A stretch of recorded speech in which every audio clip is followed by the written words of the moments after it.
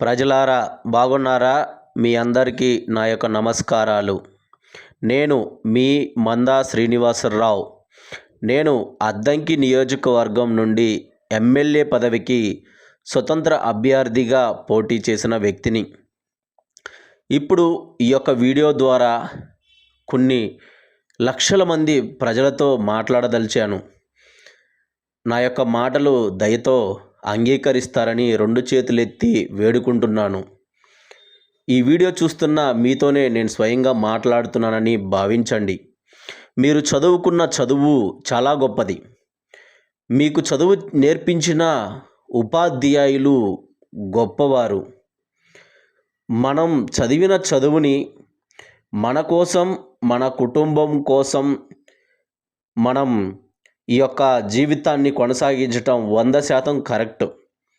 అదేవిధంగా మనం చదివిన చదువు గొప్పదని నమ్మి మనం 10 మందికి ఉపయోగపడే విధంగా మన ప్రాంతాలు, మన నియోజకవర్గం, మన రాష్ట్రం అభివృద్ధి చెందాలి అనంటే మనం కూడా కొంత సమయాన్ని కేటాయించాలి.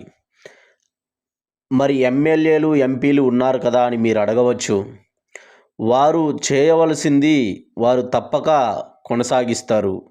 మనం చేయవలసింది మన ప్రాంతాలలో ఉన్నటువంటి ఆ యొక్క సమస్యలను మనం ప్రభుత్వ యంత్రాంగం దృష్టికి తీసుకువెళ్ళినప్పుడు, సమస్యల గురించి మనం పదే పదే వివరించినప్పుడు, మన ప్రాంతాలు బాగోగుల పట్ల మనం శ్రద్ధ తీసుకున్నప్పుడు, దయతో ఒక్కసారి ఆలోచించండి.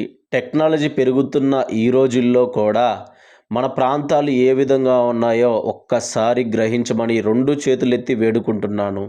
కొన్ని గ్రామాలలో త్రాగటానికి చుక్క నీరు లేదు. రోడ్లు చూస్తే గుంతలుగా ఉన్నాయి. మరమ్మతులు లేవు.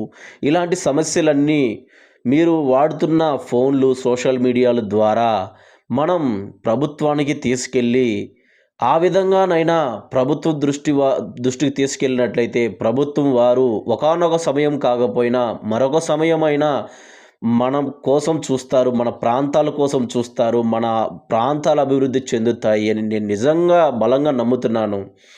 నేను ఎమ్మెల్యేగా గెలవడం కన్నా వందలాది, లక్షలాది మంది మనసుల్లో నేను చోటు సంపాదించుకోవడం నాకు చాలా గొప్పమైన విషయం అని నేను భావించి ఇలా ప్రజాసేవకై నేను నిస్వార్థంగా కష్టపడుతున్నాను. నేను చాలా నిరుపేదవాడిని. నన్ను దయతో ఆదరించండి అని కోరుకుంటున్నాను.